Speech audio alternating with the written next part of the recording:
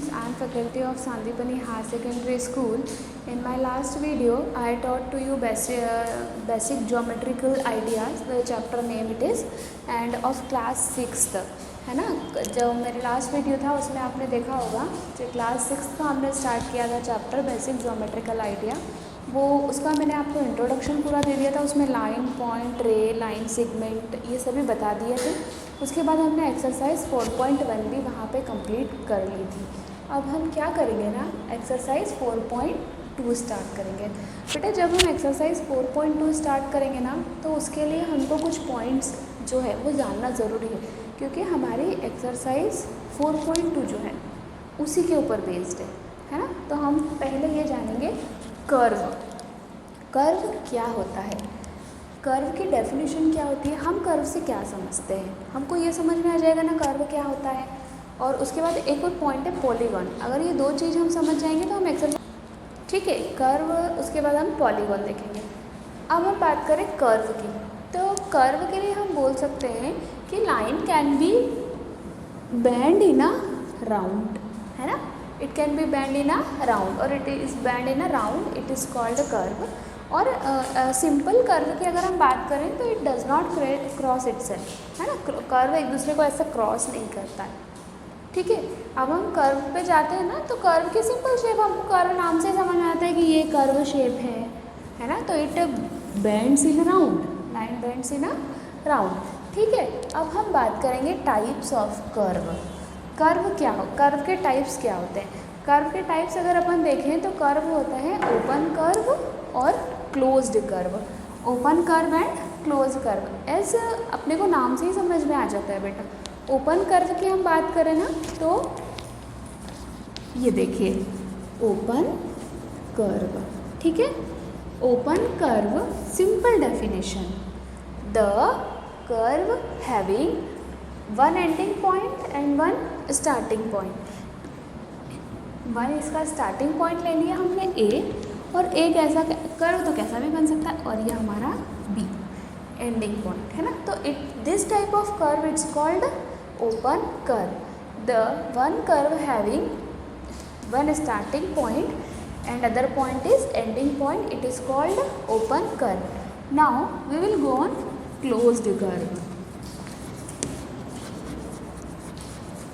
ठीक है।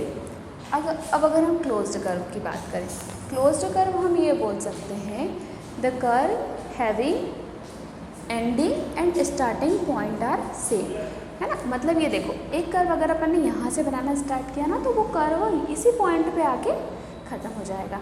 मतलब ये ए पॉइंट जो है इसका एंडिंग पॉइंट भी यही रहेगा और स्टार्टिंग पॉइंट भी यही रहेगा, तो हम इसको बोल सकते हैं क्लोज्ड कर्व। आपको कर्व समझ में आ गए, दो टाइप के कर्व होते हैं, ओपन कर्व और क्लोज्ड कर्व। ओपन कर्व की बात कर ली, उसका डिफरेंट पॉइंट होते हैं, स्टार्टिंग और एंडिंग। क्लोज्ड कर्व की हमने बात कर ली, एंडिंग और स्टार्टिंग क्या होती है, सेम होती है, ठीक है। After curve we will talk about polygon, है ना। जब कर्व हो जाता है तो अब हम बात करें पॉलीगॉन की।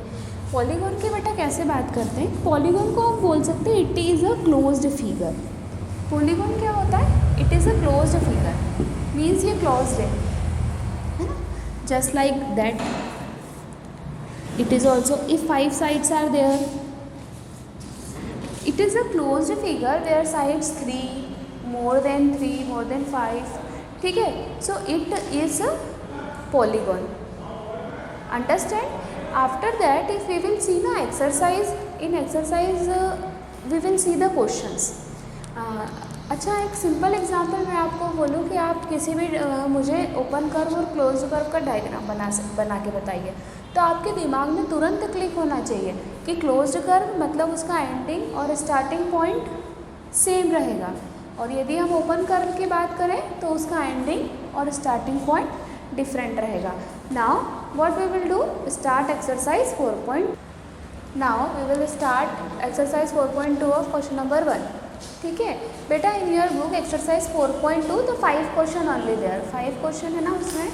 अब उसमें जो 5 क्वेश्चन दिए उसमें क्या है ना, 3 तो मैंने आपको लिख दिए ब्लैक बोर्ड पे, और 2 जो है वो भी एज इट इज़ है, मतलब आप उसको सॉल्व करेंगे तो आपको प्रॉब्लम नहीं आएगी ये 3 करने के बाद, है ना। तो फर्स्ट क्वेश्चन है हमारा, क्लासीफाई द फॉलोइंग कर्व। मैंने आपको कर्व के टाइप ऑलरेडी समझा दिए। अब आपको ये क्लासीफाई करना है कि ये जो आपको कर्व दिए हैं ये कौन से कर्व है। फर्स्ट आप देखो, ये पूरा आपको ओपन दिख रहा है कि क्लोज्ड दिख रहा है, ओपन है या क्लोज्ड है। कैसे हम आइडेंटिफाई करेंगे? आइडेंटिफाई हम कर चुके हैं कि the curve having same starting and ending point, it is called, है ना। Now we will see this figure is what? It is closed. So we can say that it is closed curve because this figure having same starting and ending point. Now we will see other figure. Other what it is showing? See, here one it is ending point and another is starting point, or it is starting or it is ending. So that's why it is open or closed. It is open curve. Okay. Now last one, see, here also same common point is there, means ending and starting same, so this is closed curve. Understand? Now we will see question number 2. Question number 2, draw a rough sketch of open and closed curve. We have to make a rough sketch of open curve and closed curve. Open curve we already know, the curve having one ending point and one starting point, means ये हमारा starting point हो जाएगा, इसका एक starting point, यहाँ हमने इसको and कर दिया बी पर, तो इसके दोनों अलग अलग पॉइंट हो गए। तो ये हमारा कौन सा कर्व हो गया बेटा? Open curve. अब हम देखेंगे क्लोज्ड कर्व। क्लोज्ड कर्व मतलब जिसका एंडिंग पॉइंट और स्टार्टिंग पॉइंट दोनों एक ही होगा, जहाँ से वो कर्व स्टार्ट होगा वहीं पे वो एंड हो जाएगा। तो ये इस टाइप का जो कर्व होगा वो हम बोल सकते हैं closed curve. Understand this 2 question? You understand? Now we will go on third question. Draw a polygon and shade its interior. Polygon मैंने आपको समझा दिया। पॉलीगॉन मतलब क्या होता है कि क्लोज्ड फिगर, है ना। पॉलीगॉन मतलब क्लोज्ड फिगर। अब आपको क्वेश्चन में लिखा है कि पॉलीगॉन बनाना है और उसको शेड करना है, मीन्स आपको पेंसिल से अंदर शेड करना है, ठीक है। अब फॉर एग्जांपल जस्ट लाइक ऐसा आप पॉलीगॉन कैसे भी बना सकते हैं, ये आपके ऊपर डिपेंड करता है कि आपको कैसा बनाना है, ठीक है। ये हमारा बन गया पॉलीगॉन। इसको हमको क्या करना है बेटा? Shade, because it is given in question ना कि शेड इट्स इंटीरियर। इंटीरियर मतलब क्या होता है? इंटीरियर मतलब अंदर। इंटीरियर मतलब होता है हमारा अंदर, और एक्सटीरियर मतलब क्या होता है? एक्सटीरियर मतलब बाहर होता है, और इंटीरियर मतलब हमारा होता है अंदर। तो इसीलिए हमने इसको इंटीरियर से शेड कर दिया। Is there any doubt in this 3 question? ठीक है, 2 question you have to solve yourself. Now we will start exercise 4.3, है ना। एक्सरसाइज 4.3 हम स्टार्ट करेंगे, लेकिन बेटा उसके पहले हमको, जैसे कि हमने एक्सरसाइज 4.2 में क्या किया था, पहले हमने डेफिनेशन पढ़ी, क्योंकि उसी के बेस्ड उस पर क्वेश्चन थे। कर्व पढ़ा और पॉलीगॉन पढ़ा और उससे रिलेटेड हमने क्वेश्चंस किए। इसी तरह इस एक्सरसाइज 4.3 में सबसे पहले हमको ये देखना पड़ेगा कि एंगल होता क्या है ना, क्योंकि जो भी हमारे क्वेश्चन है ना वो पूरे उसी पे बेस्ड है। तो सबसे पहले हम एंगल की बात करें तो बेटा एंगल क्या होता है? Any 2 rays meet at a 1 point, 2 rays meet at a 1 point is called angle, just like that. OP, ठीक है, OQ, the 2 rays, one rays is, it is a common point, है ना, OP, OQ, the 2 rays, one ray is OP, second ray is OQ. The 2 rays meet at a 1 point, it's called angle. मतलब angle में जब 2 raise होती है वो एक ही point पे मिलती है ना। कहने का मतलब है 2 रे का कॉमन पॉइंट एक ही होता है, वो दोनों कहीं से भी आकर रेक पे मिलेगी, है ना, तो वो कहलाता है एंगल। एंगल की definition 2 rays meet at a 1 point, it's called a angle, और it is a having 1 common point, है ना। अब हम बात करें ये क्या होता है एंगल में, ये तो है एंगल के साइड्स, ये हम इसको आर्म्स क्या बोलते हैं, या तो आप इसको आर्म्स बोल सकते हैं, आर्म्स ऑफ अ एंगल, ठीक है, आर्म्स भी बोलते हैं और साइड्स भी बोलते हैं, है ना, both. Same here also OP and OQ is the arms of a angle और साइड्स ऑफ अ एंगल, है ना। This common point it's called vertex, this common point it's called vertex, corner, vertex है ये, angle का क्या है, vertex है। तो एंगल आपको समझ में आ गया, कोई भी दो रे एक पॉइंट पे आके मिलेगी हम उसको एंगल बोलते हैं। उसके बाद जो ये साइड्स होती हैं, है ना, OP is the arm of angle, arms भी बोल सकते हैं एंगल का और साइड भी बोल सकते हैं। उसके बाद जो ये जो रे है ना, जिस पॉइंट पे आकर मिली है उस पॉइंट को हम क्या बोलते हैं, वर्टेक्स। इसके बाद हम इससे रिलेटेड क्वेश्चंस स्टार्ट करते हैं। Now we will start exercise 4.3 of question number 1. Question number 1, first question, only 3 questions are there in this exercise, है ना। 2 question I am giving, third question easily you can solve. Name the angles in the figure. ठीक है, ये जो figure दे के रखा है आपको, इसमें आपको एंगल्स के नाम बताने हैं। एंगल्स के नाम आप कैसे बताएंगे, मैंने आपको एंगल की डेफिनेशन क्या बताई थी, क्या बताई थी कि the two rays meet at one common point, it's called a angle. अब आप देखिए इस फिगर में ये 1 रे और ये 2, इसका कॉमन पॉइंट क्या हो गया, A। तो answer first is angle A, this is the sign of angle, हाँ this is the sign of angle, ठीक है।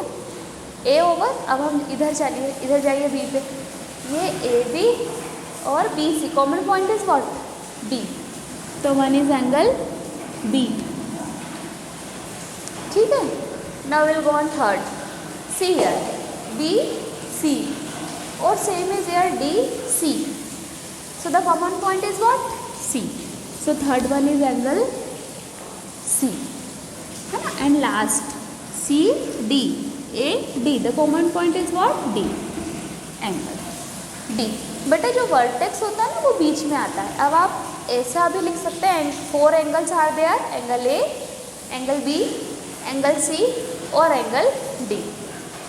इसको डिफरेंट वे में भी आप लिख सकते हैं, कैसे, एक एंगल हमारा बन जाएगा DAB,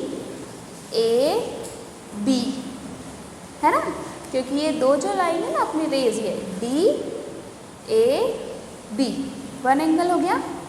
सेकेंड पे अगर हम जाएंगे तो CBA, ठीक है। Third angle BCD, understand. और हमारा last angle ADC। So this, in this figure the 4 angles are there, okay, understand। now we will come on question number 2. in a given figure name the points in the interior of angle BOC, in the exterior of angle AOB।